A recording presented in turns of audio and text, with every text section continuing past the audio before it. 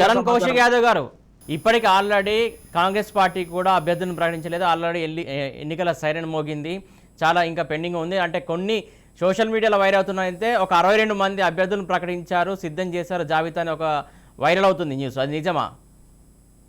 మా Congress party list ఒకే దఫ 119 స్థానాలు ఒకేసారి ప్రకటించబోతా ఉంది. ఆల్రెడీ ఎవరి టికెట్లు ఇస్తామో ఆల్రెడీ మా వాళ్ళకు ఓరల్ ఇన్స్ట్రక్షన్ ఇవ్వడం జరిగింది. కొన్ని ప్రత్యేక పరిస్థితుల్లో తప్ప కాంగ్రెస్ పార్టీ ఎవరికి ఇవ్వాలనేది ఆల్రెడీ ఓరల్ ఇన్స్ట్రక్షన్ ఇవ్వడం జరిగింది. వాళ్ళు పనిచేసుకుంటా ఉన్నారు. బస్సు యాత్ర తర్వాత కాంగ్రెస్ పార్టీ లిస్ట్ రాబోతా ఉంది.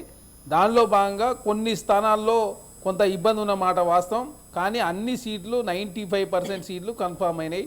ఆల్రెడీ మా వాళ్ళు పనిచేస్తూ ఉన్నారు. 75% ప్రచారం కూడా అయిపోయింది. కాంగ్రెస్ పార్టీ మేనిఫెస్టో కూడా ఆల్రెడీ ప్రకటించడం జరిగింది. అదేవిధంగా మేము ఒక 2 సంవత్సరాల నుంచి మా నాయకులతో కూడా ప్రజలలో తిరుగుతూ ఉన్నారు. ఇప్పటికీ భారతీయ జనతా పార్టీ కావచ్చు, టీఆర్ఎస్ పార్టీ కావచ్చు, వాళ్ళు ప్రజలకు ఏం చేస్తాము అధికారులకు వస్తాయనే విషయాన్ని ఇప్పటివరకు వాళ్ళు వ్యక్తం చేయలేదు. అదేవిధంగా టీఆర్ఎస్ పార్టీ అయితే 2 సార్లు మేనిఫెస్టో పెట్టింది.